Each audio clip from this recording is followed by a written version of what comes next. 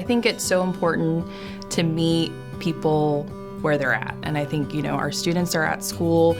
That's where they're able to interact with others, interact with their teachers. And so being able to be in the school with them, work on skills in real time, that can be so important. So before they come to you, you can always tell that there's a low self-worth. They don't believe in themselves. They don't have the support system that they need.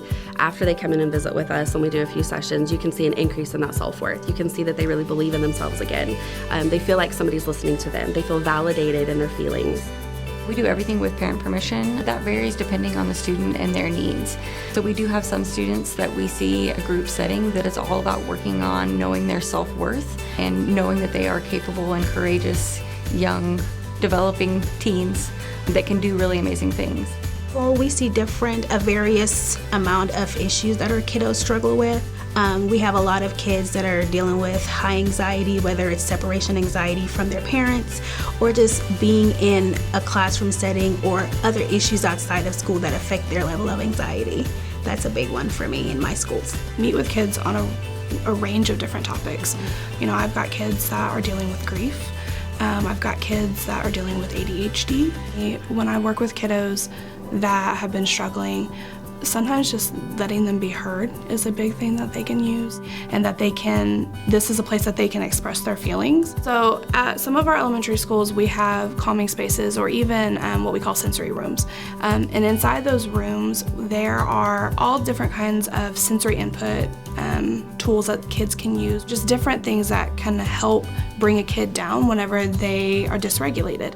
So a recreational therapist utilizes different aspects of the individual that we serve's life. So we focus on social emotional needs, we focus on physical needs, different mental health needs. We focus on the full package for our clients, for our students that we serve. We may utilize different movement in therapy, so sometimes it is really difficult for children and individuals to really express how they are feeling, what they're going through. And so utilizing arts, expressive therapies, things like that can really help the individual get those emotions out, get those topics out that they need to express. Some of the work that we do individually is just recognizing, you have been through a lot, and we need to make sure that you're equipped with how to manage what that means after something bad happens. Experiencing a lot of trauma as a school can kind of re-amplify or trigger some of our students' individual traumas. After we experienced some of the tragedies, we noticed that our kids responded so well to having therapy dogs.